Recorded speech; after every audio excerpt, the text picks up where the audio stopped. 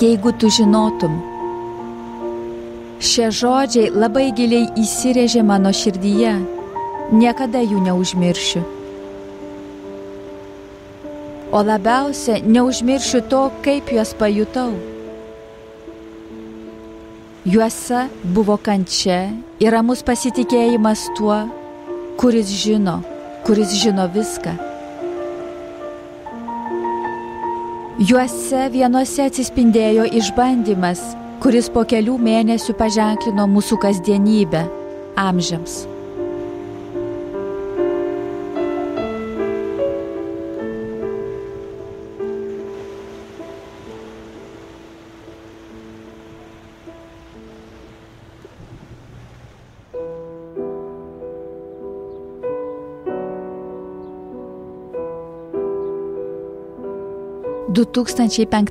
Paryžiuje Anne Dauphine ir Loic džiaugiasi beveik tobulą laimę. Po pirmagimio Gasparo, kuriam netrukus sueis 4 ir 2 metukų dukters Thais, jie laukėsi 3 vaiko gimsiančio Liepos viduryje. Jie turi mylimus darbus, bei stipriai vienas kitą myli. Gyvenimas jiems šypsosi. Išskyrus, kad šią vasarą paplūdimyje jų tobulos laimės paiešką suteršė viena smiltelė.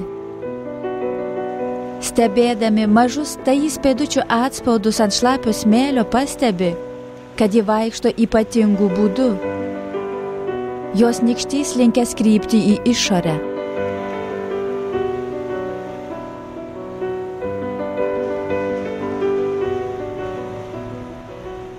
Sugrįžę namo į Paryžių konsultavome su vienu gydytoju, kuris pasakė, jog nieko nėra. Tada konsultavome su kitu. Loic ir aš po kelių mėnesių tą dieną, kai Thais turėjo švęsti savo gimtadienį, atsidūrėme didžiulėje Paryžiaus ligoninėje pas vieną neurologą. Jis mums pranešė, kad tai nėra tik maža smiltelė, kuri trukdo mūsų laimiai. Tai tikras tsunamis tą dieną įlėkėsi mūsų gyvenimą. Mūsų maža mergaitė, iki šiol buvusi tobula, serga reta genetinė degeneracinė liga. Ji šventė savo 2. gimtadienį ir jai buvo belikę gyventi nedaug. Tik keli mėnesiai ar keli trumpi metai.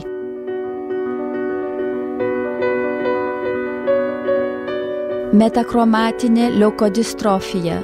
Toks yra šios retos genetinės ligos pavadinimas. Anne Dauphine ir Loic abu yra sveiki genetinės anomalijos nešiotojai. Jie perdavė netinkamą geną Thais.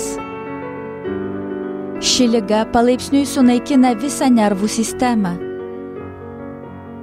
Nėra jokios vilties išgydyti Thais. O būsimajam kūdikiui 1 šansas iš 4 taip pat yra rizika sirgti. Thais greitai nebegalės vaikščioti, kalbėti, regėti, girdėti, judėti. Kas jai beliks?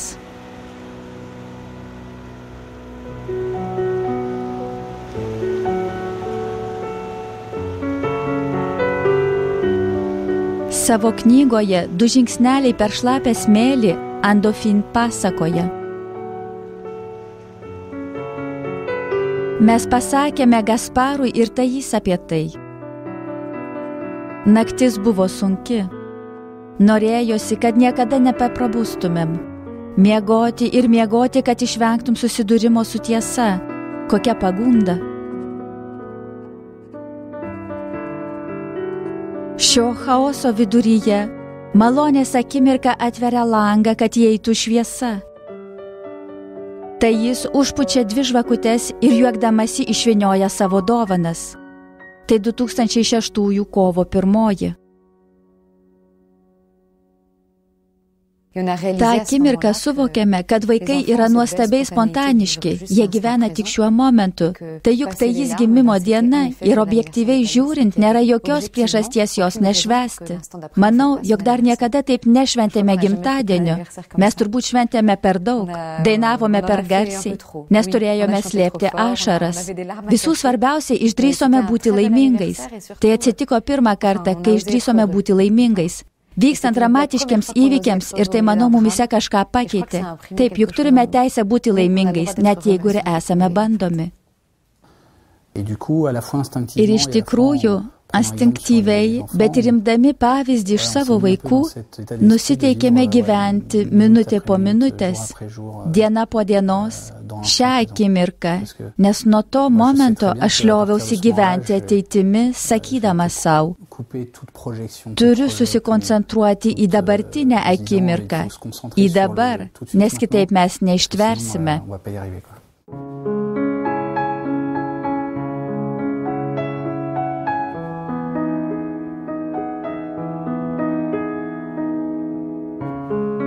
Kova prasideda iš naujo kiekvieną rytą nubundant. Kad nenugrimst į neviltį, kabinamės į paprastus kasdieniškus veiksmus, kaip į gelbėjimosi ratą.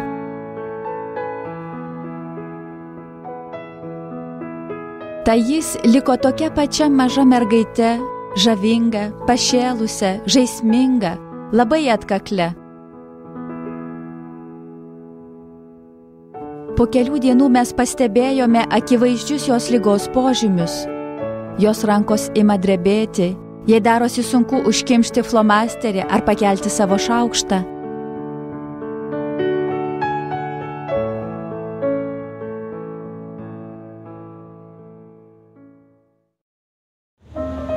Praėjus kelioms savaitėms po to, kai sužinojome apie ligą, beveik nepastebimai mes įveikėme vieną lemiamą etapą. Susitikome su profesoriumi, besispecializuojančiu leukodistrofijų srityje. Mes norime daugiau sužinoti apie ligą. Kokie palaipsnis degradacijos lygmenys, kokia būna mirtis. Nes kai žinai, tai ne taip baisu. Su mumis yra ir tai jis.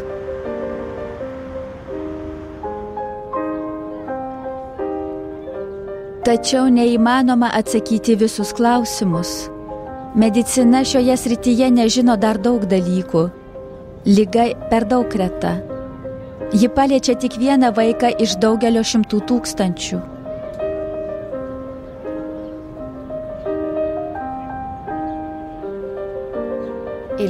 Tada, manau, abu žiūrėdami į savo mažą dukrytę suvokėme, jog negalime jos išgydyti, tačiau yra dalykų, kuriuos galime padaryti jos gyvenime.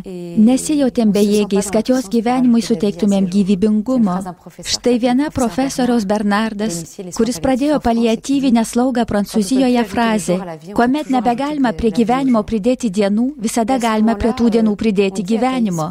Tai jis girdėjo apie tai, kas atsitiks. Jei pasakėme, kad ji gyvens ne taip, kaip kitos mažos mergaitės, tai jos gyvenimas. Tad jai pažadėjome, kad padarysime viską, kad jis būtų gražus. Svarbiausia, kad jai niekada netrūks meilės.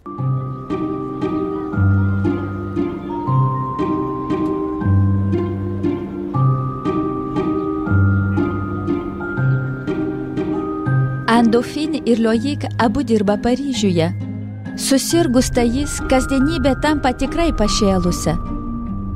Tikras mūšio laukas tarp Gasparo darželio, tai jis auklės ir reabilitacijos seansų. Būtent tada aplink šeimyną ima megztis geros valios žmonių iš šeimos ir draugų tarpo pagalbos tinklas, kurio dėka įmanoma susiorganizuoti.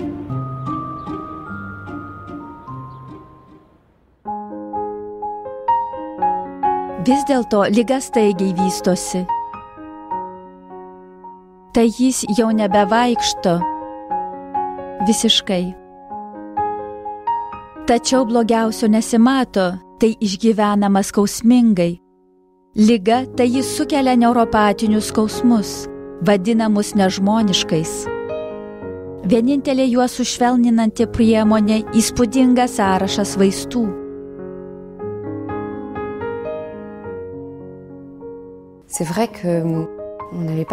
Mes nesupratome, jog tai jis kentės, jei prasidėjo skausmai. Vieną dieną buvau su tai jis prasidėjus skausmams. Ji ėmė labai garsiai šaukti, daviau jai vaistų ir laukdama, kol jie ims veikti, pasilikau greta jos visiškai bejėgė ką nors padaryti, žvelgdama, kaip ji kenčia ir kentėdama, nes mačiau, kaip ji kenčia. Kaip dažnai atsitinka, ateina momentas, kai daugiau nebegali ištverti, iššauna saugikliai, širdis kraujuoja. Tada aš turėjau tik vieną norą, kad tai baigtųsi. Nuoširdžiai prašiau, kad jos gyvenimas baigtųsi šią akimirką, nes tai buvo nepakeliama. Taigi aš jai pasakiau, Thais, jeigu tu nebegali kentėti, tu gali paprašyti, jog tai baigtųsi. Tu turi teisę pasakyti, jog nebenori daugiau gyventi. O mano mažoji Thais, kai jai tai pasakiau, nutilo, nustojo šaukusi, visa išraudo, nes laikėsi, kad nešauktų. Tada aš supratau, jog man sako, man viskas gerai, aš ištversiu. Taip, man skauda, bet greitai nebeskaudės. Mama, jei tau per sunku ištverti, aš tau nerodysiu savo skausmo, aš tave apsaugosiu. Tada suvokiau, jog vaikas neturi apsaugoti savo tėvų. Prisiminiau, jog kančios akivaizdoje nesame bejėgiais, nes visada galime kažką padaryti. Tai yra mylėti. Nebežmoniško Thais skausmo akivaizdoje manau, jog aš patyriau, mes abu patyrėme, nes tu irgi buvai to liudininku, nežmonišką meilę. Thais dėka aš supratau, jog kančios akivaizdoje yra išeitis. Meilė.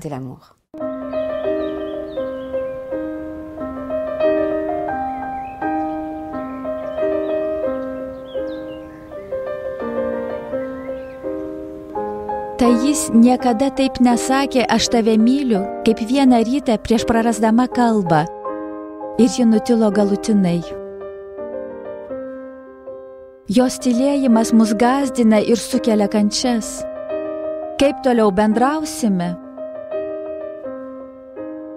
Man norisi šaukti jai. Tačiau Thais į mus žvelgia tylėdama, o jos tyla atrodo sakytų, pasitikėk manimi.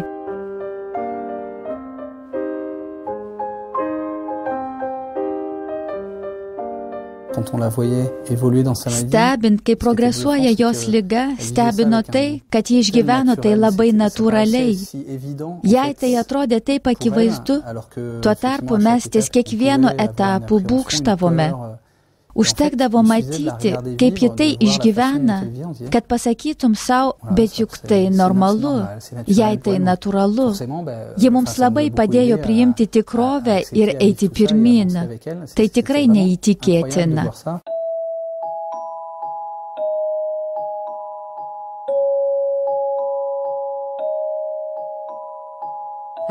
Kai vieną dieną ji prarado regėjimą, tai buvo viena iš didžiausių mano baimių. Nes kai aš įsivaizduodavau save aklą, sakydavau, jeigu aš prarasčiau tikėjimą, būtų košmaras. Kaipgi galima vystytis, jeigu negali matyti? Su didžia nuostaba konstatavome, jog Thais tai išgyveno labai natūraliai. Mes supratome, jog Thais savo ligą ne tik ištvėrė, likdama pasyvi, sakydama, jog nieko negaliu padaryti. Ji mus įvedė į kitą lygmenį. Tai ji susitaikė su savo gyvenimu. Ji pasirinko tikėti juo, ji pasitikėjo mumis, bet šiame bendravimo praradime mus kvietė ją pasitikėti. Manau, jog jos klasikinį bendravimą įgalinčių jutimų praradimas paskatino mus giliau suprasti bendravimą, nes kartais galėdami matyti, girdėti, kalbėti, neiname toliau. Tačiau mes turėjome eiti toliau, jei norėjome išlaikyti ryšį su ja. Buvome priversti kalbėtis širdis į širdį, siela į sielą, nenaudojant įprastinių juslių.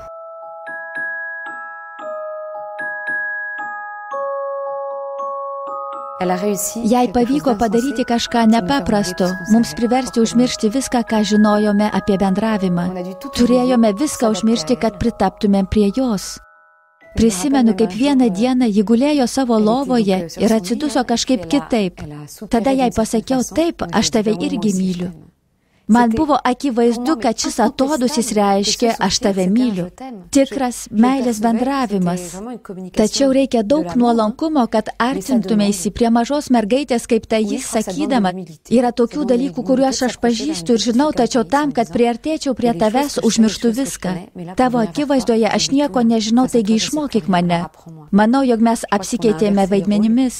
Tai ne mes ją išmokėme kalbėti, matyti, bet ji mus visko išmokė. –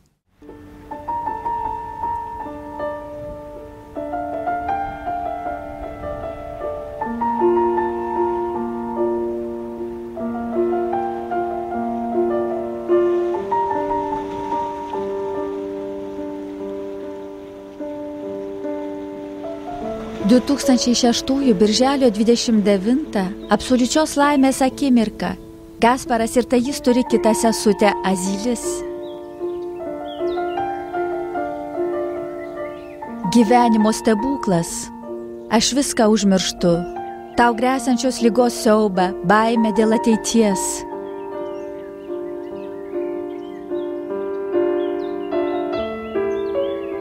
Tačiau ir šią naktį neįmanoma užmigti. Gimimo džiaugsmas labai stiprus, tačiau jį temdo sunkus baimės šešėlis.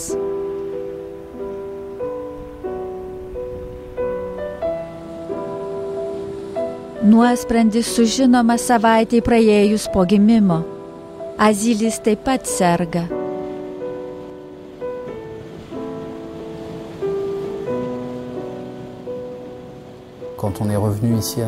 Sugrįžę namo, buvom šokiruoti šios naujienos ir abu atsisėdome ant sofos.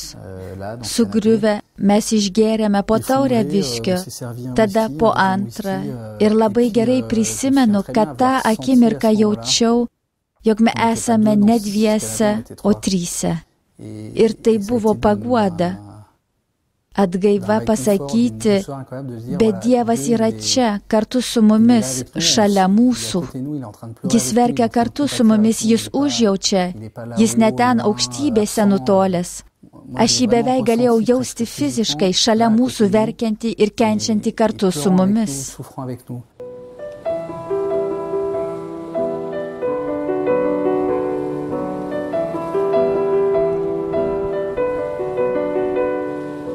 Kai sužinojome, kad Azilis serga, didžiausia kančia buvo matyti visiškai nereaguojantį Loiką. Jis buvo kaip automatas, neištarė nė vieno žodžio, o aš tuo metu verkiau ir visaip išreiškiau savo skausmą.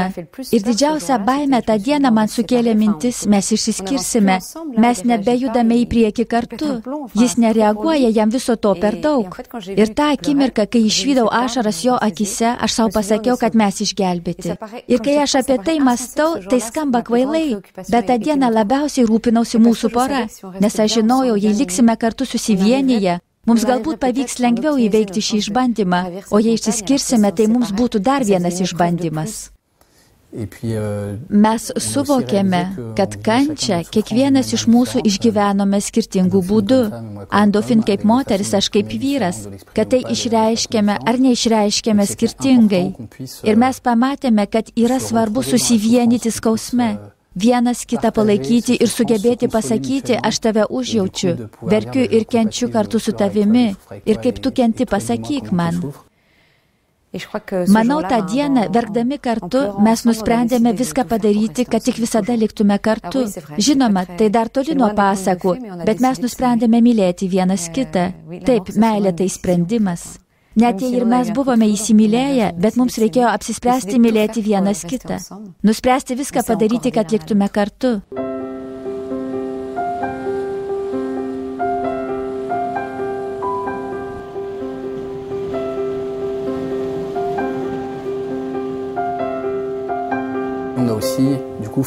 Mes pradėjome ieškoti erdvės mums patiems, net ir tais momentais, kai atrodė, jog laikas tam nėra labai palankus.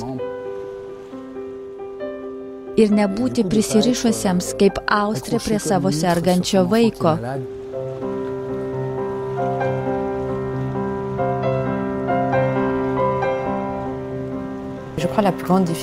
Motinai sunkiausia yra paleisti savo vaiką į gyvenimą.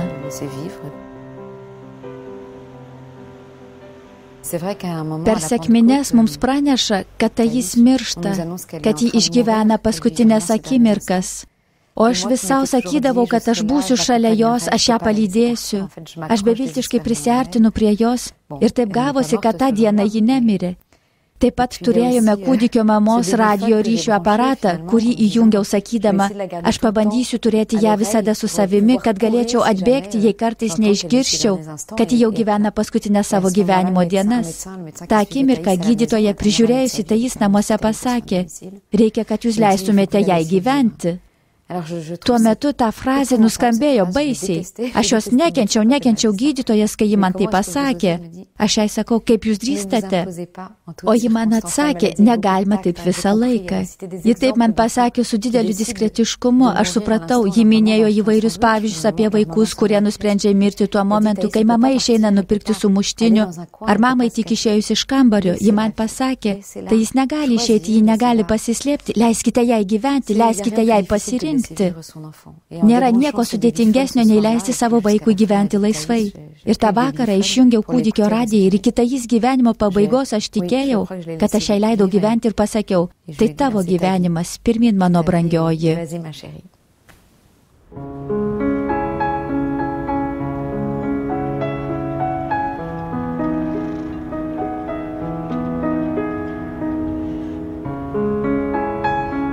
Marselis, Prancūzijos pietus.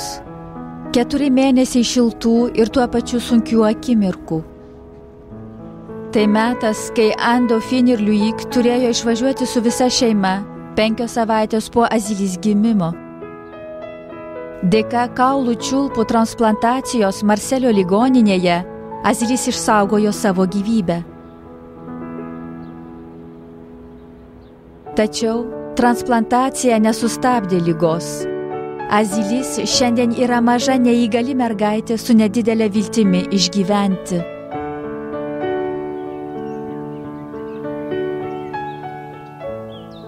Azilys pažadėjome, kad visą gyvenimą mylėsime ją tokią, kokia ji buvo, nesvarbu, kad ir kokie būtų transplantacijos rezultatai. Visada jai sakome, kad ją mylime ir ji pripildo mus laimės būdama tokia, kokia yra.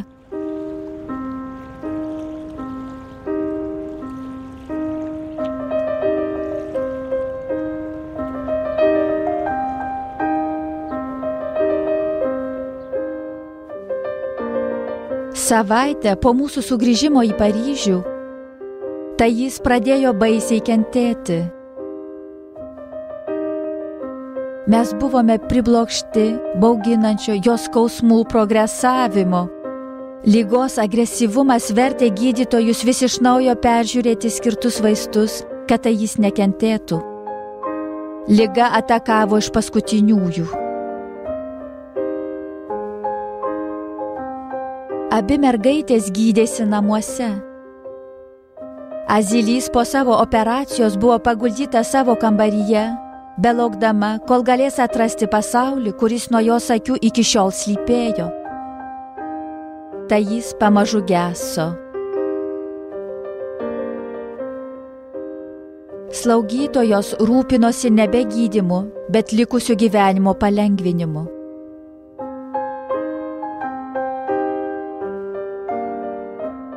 Man patinka tai jis gebėjimas išsaugoti visas laimingas akimirkas. Nepaisant visų jos pasikeitimų, aš matau, kad mano mažosios mergaitės širdis vis dar alsuoja švelnumu ir džiaugsmu.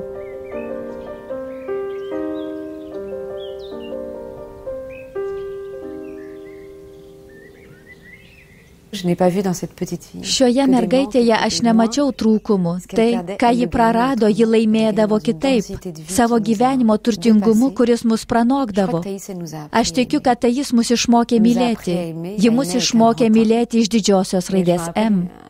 Prisimenu vieną nutikimą, kuris man labai patinka ir kuris labai gerai atspindi tai jis. Tai buvo jau beveik jos gyvenimo pabaigoje. Tuo metu ji tegalėjo vos keletą centimetrų pajudinti galvą. Ir savaime ji pasukdavo savo galvą į žmogų, kuris įeidavo į kambarį. Taigi vieną dieną aš atėjau į jos kambarį, ji pasuko galvą ir aš atsisėdau šalia jos. Aš pradėjau jai kalbėti ir tuo momentu ji nusuko galvą. Taigi aš apėjau lovą ir pasakiau, tai jis aš čia. Op, ir ji vėl nusuko galvą į priešingą pusę. Ir taip 4, 5, 6 kartus iki to momento, kai aš pradėjau nerimauti. Nuliūdau galvodama, kad štai dar viena netektis, ji mūsų nebeatpažįsta erdvėje.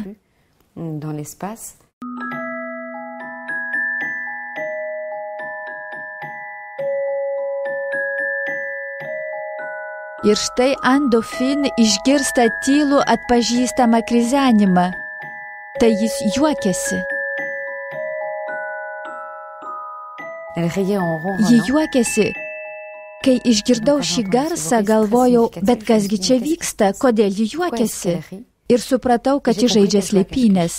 Ji visada mėgo žaisti slėpynės, nuo pat mažumės tai buvo jos mėgstamiausias žaidimas. Ir tai buvo būdas, kaip ji galėjo žaisti slėpynės, iš savo matymo lauko pradanginant kitą žmogų.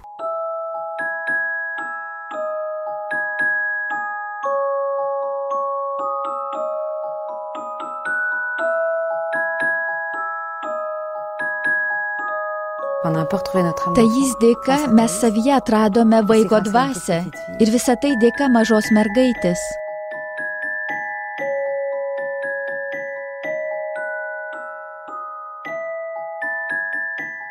Tikiu, kad kuo mažiau tai jis turi, tuo daugiau ji yra. Kuo labiau ji praranda savo sugebėjimus, tuo labiau atsiskleidžia jos vaikiška dvasia. Ir kuo labiau ši maža mergaitė atsiskleidžia, tuo labiau mes norime ją mylėti. Tiesa yra tai, jog gyvenimo pabaigoje jos būtis tapo pripildyta gėrio. Neįtikėtinas aktyvumas, kas yra paradoksalu, nes jis tegulėjo lovoje, beveik nebegalėjo pajudėti, bet jos buvimas buvo stebėtinas. Be to buvo daug žmonių, draugų, artimųjų ar tolimų giminaičių, kurie ateidavo praleisti keletą akimirkų pas mus namuose. Buvo daug žmonių, kurie su nerimu užeidavo į Thais kambarį, o išeidavo su ramybė ir kurie sakydavo, tai neįtikėtina, mes jautėmės gerai šalia Thais. Mes galime ten likti 5 minutes, pusvalandį, valandą ir jaučiame ramybę.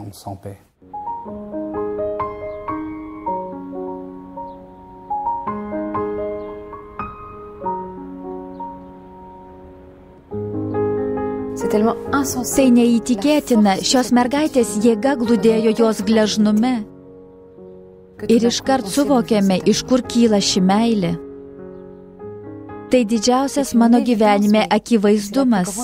Tai iš tyros meilės, iš dieviškos meilės, kurios instrumentu buvo Thais.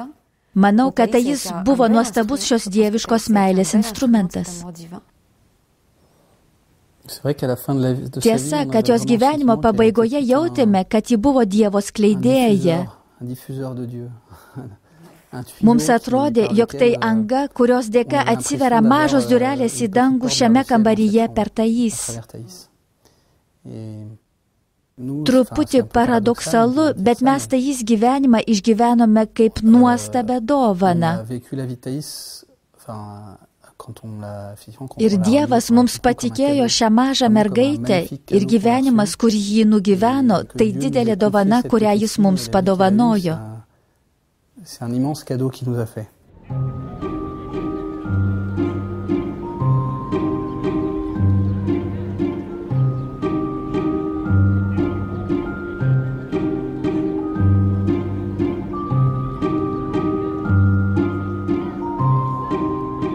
Kalėdų nakties tyloje Loik ir Andofin priėmė paskutinį Thais atodūsį.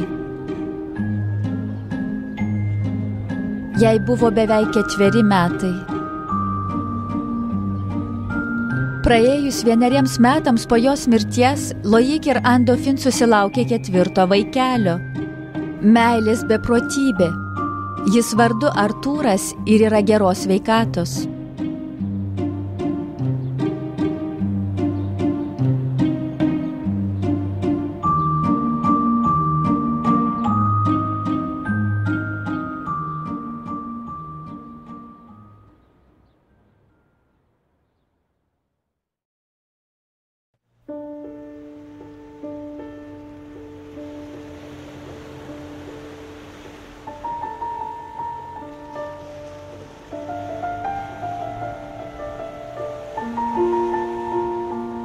Šį mėnesį melskimės už visas šeimas, kurios patiria išbandymą, susilaukiusios vaikelio su negale.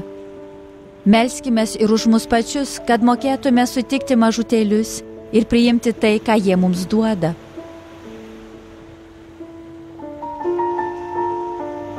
Gegužės mėnesio Dievo žodis yra Mato Evangelijoje, 18 skyriaus 2 ir 4 eilutės. Pasišaukęs vaikutį, Jėzus pastatė jį tarp jų ir tarė: Kas pasidarys mažas kaip šis vaikelis, tas bus didžiausias dangaus karalystėje.